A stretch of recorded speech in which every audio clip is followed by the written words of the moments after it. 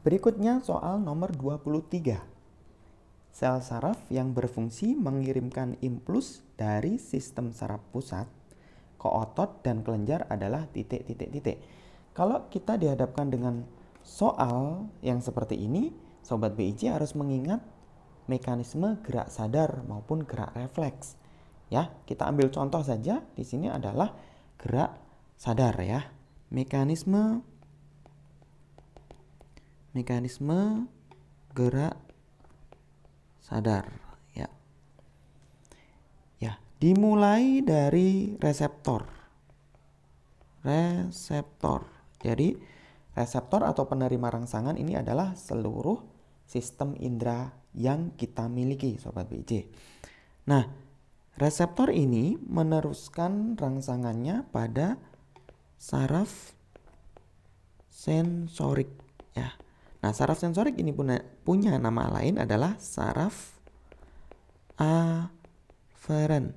Ingat ya, aferen. Oke.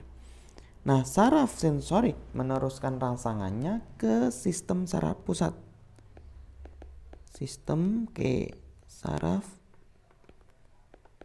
pusat. Kalau gerak sadar, sistem saraf pusatnya adalah otak ya.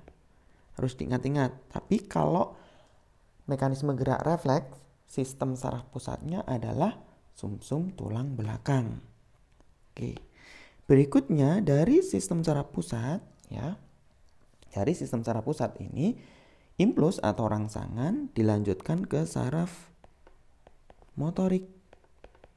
Nah, ke saraf motorik. Nah, saraf motorik ini punya nama lain, saraf eferen. Nah, Sobat BIC jangan sampai salah ya menempatkannya. Ingat, kalau saraf sensorik itu nama lainnya saraf aferen. Jadi alfabetnya yang A lebih dulu. Sedangkan saraf motorik itu nama lainnya adalah saraf eferen. E itu lebih belakang ya. Nah, kemudian dari saraf motorik, impuls atau rangsangan dilanjutkan ke efektor. Efektor ya. Nah, efektornya ini adalah sistem gerak kita dan kelenjar. Jadi bisa otot ya dan kelenjar. Nah, sehingga nomor 23 jawabannya adalah sel saraf yang berfungsi mengirimkan impuls dari sistem saraf pusat, dari sistem saraf pusat ke otot dan kelenjar. Nah, ke otot dan kelenjar adalah apa? Jawabannya adalah jawabannya adalah saraf motorik atau saraf eferen ya. Jawaban yang tepatnya adalah yang C, Sobat BIC.